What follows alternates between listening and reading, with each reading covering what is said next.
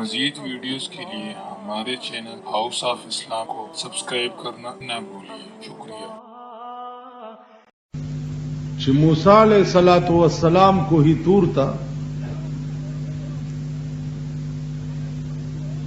اللہ پاک وخت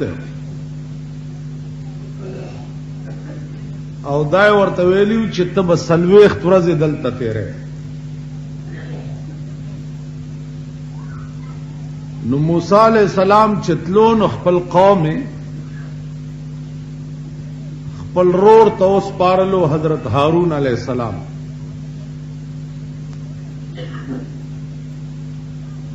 سلويخ ورځې پس چې دی راغی نو قوم بالکل تباہ او داسې تباہ چې یو سامری نامه او هغه یو سخه جوړ کړو د زرو سخه جوړ کړو هغه به आवाज کول. 13 جمعه مان چا تپوس کړو چې د سخی आवाज به څنګه کول.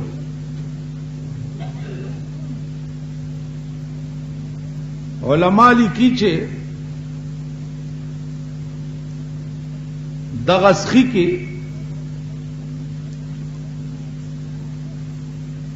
د جبرائیل علیہ السلام د اس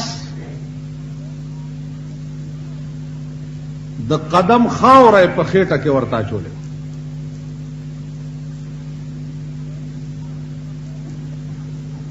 نو هغه به आवाज کولو.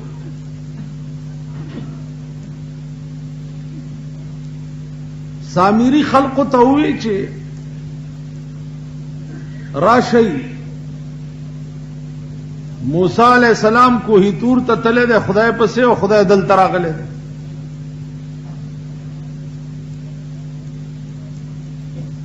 خلق ټول دا غسخي په عبادت اختشو او وی چې دا خو رښتیا خدای.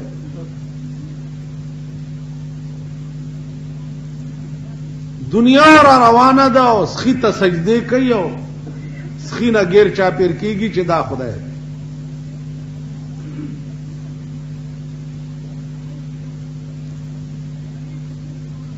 عزیزانو تاسو ته خبره د تعجب خبر ښکارا کی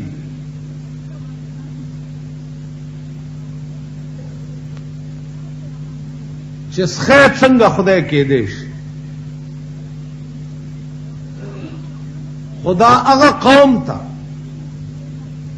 چې کم قوم کې عقل وي او کم قوم کې شعور وي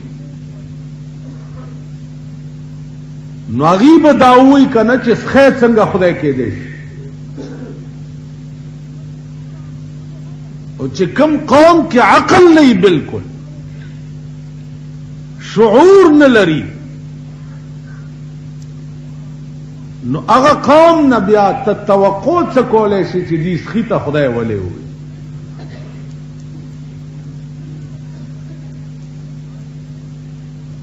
نو عرض میں داو چې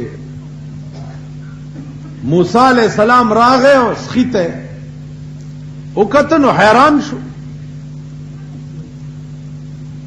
خپل رور د ګیری نه ونیو په دې مخ یو سو سپېړې وواله چې دا قوم ما تا تسپارل او دا ولې درنه تباش. رور ورته وی چې دا خو ما نه دی کړی دا غ سامری زرګر کړی. الله ورته فرمایل چې جګړه رور سره مکوا څه چتلې نو تا قوم رور تسپارل ما ته نو سپارل. نو زما په موجودګۍ کې چې تا زما پیدا کړې مخلوق بنی آدم ته اوس پارلو نو زکه ذلیل شو. پکار تا تداو چې تا ما ته سپارلې نو بیا به داسې نه کېږي. دې خبرې ته ښه سوچ وکړئ. پیغمبر ته خدای وایي چې تا قوم رور ته ولې سپارلو بلکې تا به قوم ما ته سپارلې.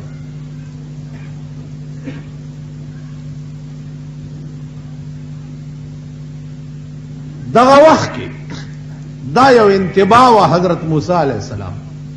پیغمبرانو ته خو دومره اشاره کافی وه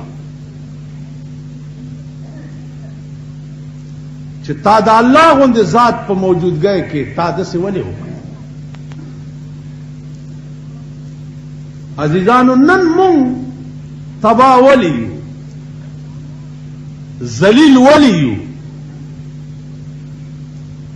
ځکه چې مونږ د خپل زندګۍ آسره چې دا هغه بني آدم جوړ کړی دی. مونږ د خپل زندګۍ آسره خدای نه دی جوړ کړی.